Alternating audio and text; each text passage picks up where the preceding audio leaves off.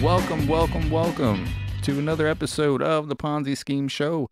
And I am so excited that today we have another guest, and I'm so excited he could join us. He's a fellow YouTube creator. You got to go check him out on the channel Watch Waddle on YouTube. I'm so excited. Thank you for joining us, Waddle. Thank you for taking the time. It's great to have you here. Thank you for having me. So I wrote some questions down. I'm hoping you could help us get to know you better and what you do. Now you do stop motion, which I think is tedious. You add some live shots in there once in a while, but I've been a fan for a while, and I love what you put out. So how did you get into animating? Well, when we were drawings in the 1980s turned comic strips in the 1990s, storyline was always part of our evolution. Animation always seemed the inevitable next step. See, now I was raised on Tom and Jerry, the Wile E. Coyote and the Roadrunner, Bugs Bunny and Elmer Fudd. Back when I think cartoons were, there was a lot of violence, but back when, I don't know, I was raised on those cartoons, so it's, that's what I like. But today's kids, it's all about, the puppy pals or whatever they are, which, whatever, that's fine.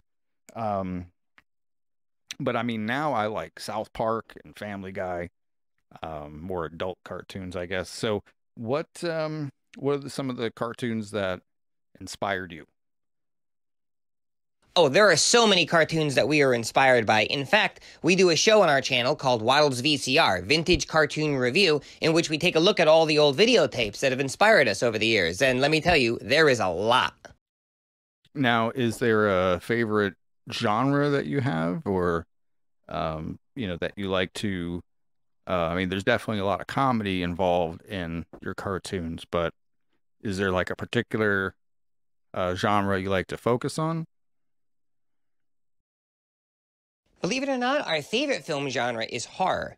I love every film genres, but horror is always my favorite because it's so much fun to spoof. You could do so much with it, everything from the classics to the lesser knowns.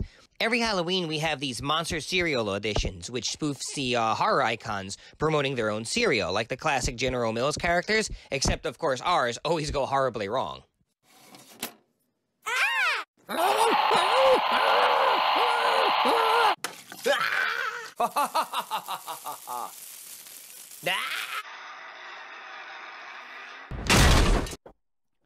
Well, that's great because my favorite genres are horror and comedy, and so sometimes they intermingle because either it's supposed to be funny, or it's done so poorly that it becomes funny.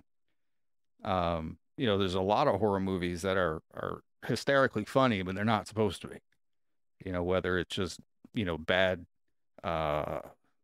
special effects, or horrible computer graphics or whatever. So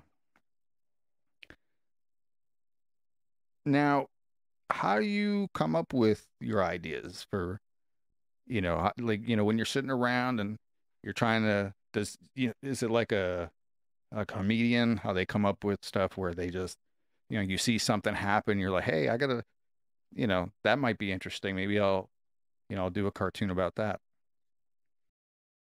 A lot of our ideas just come from everyday life.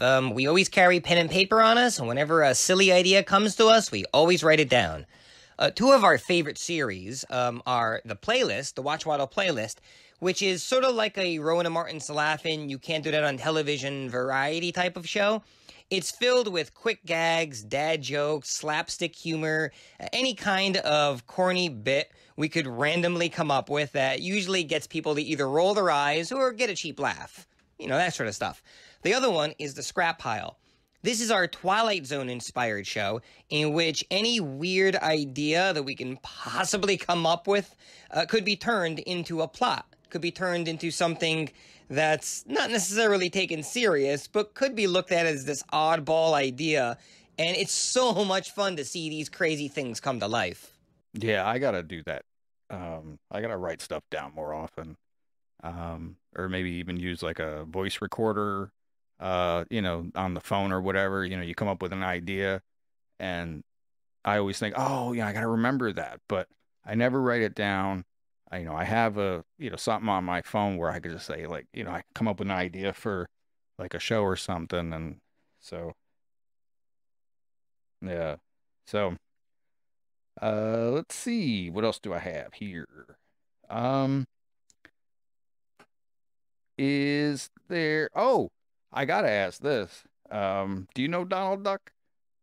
I do not know Donald Duck, but I do know Howard the Duck. He is a personal friend of mine, as is the actor Ed Gale.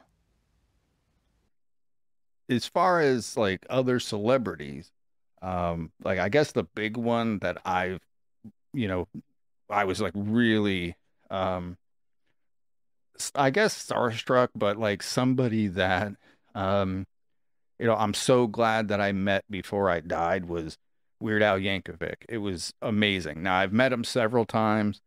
As you know, I have his autograph tattooed on my leg, so that's pretty cool.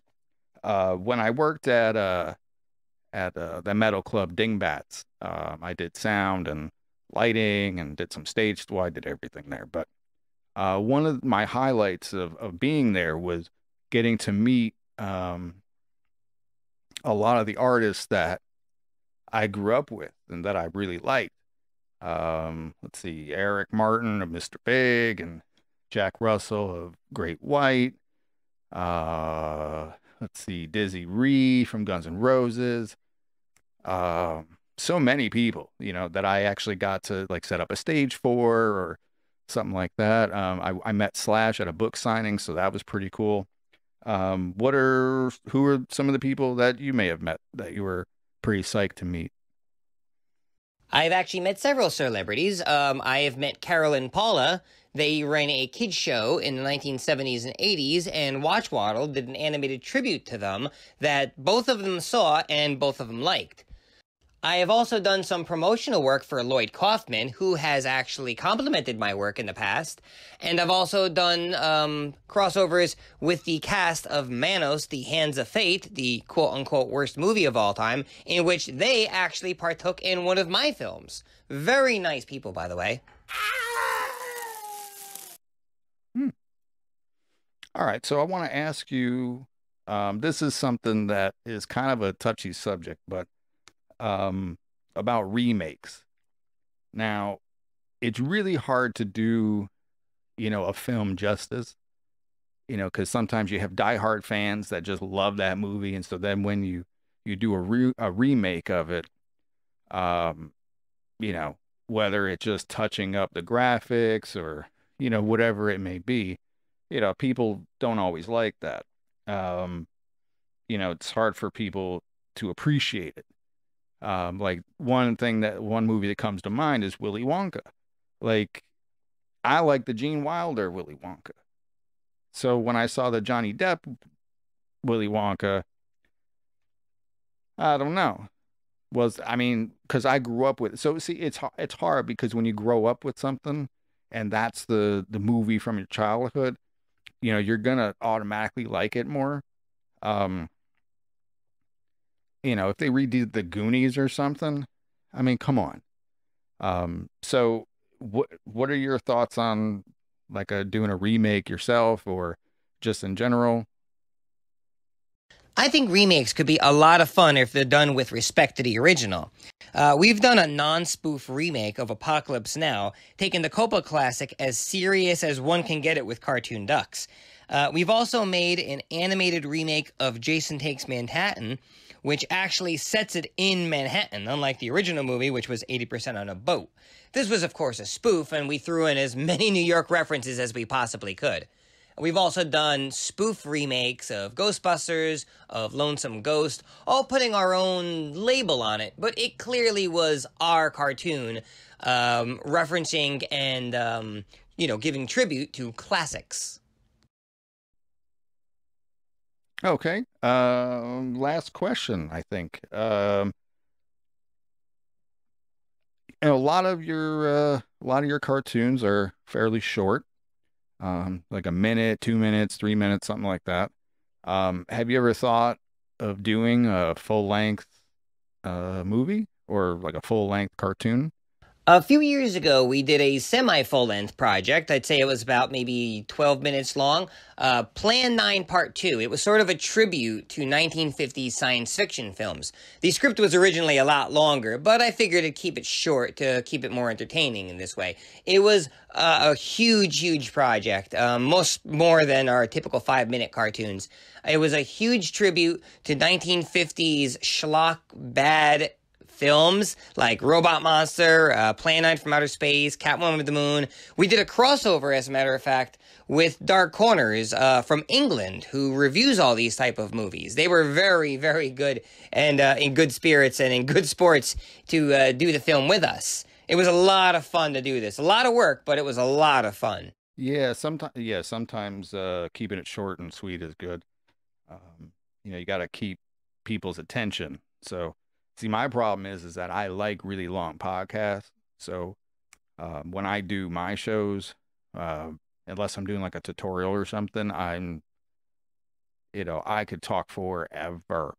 And so I think that's why, that's why my videos don't do too good, because I babble on and on and on and on. So, all right. Well, thank you so much for joining us today. I hope we can do it again sometime. And so let everybody know where they might find you. And thanks again for stopping by. Most of my cartoons are available right here on YouTube. Just go to channel Watch Waddle and look for the red duck. All right. Thank you, Waddle. It's been fun. We should do this again sometime.